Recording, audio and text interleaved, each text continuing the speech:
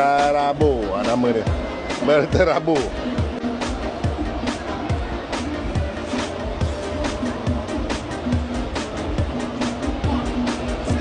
Ini memang menu wajib untuk belum puasa.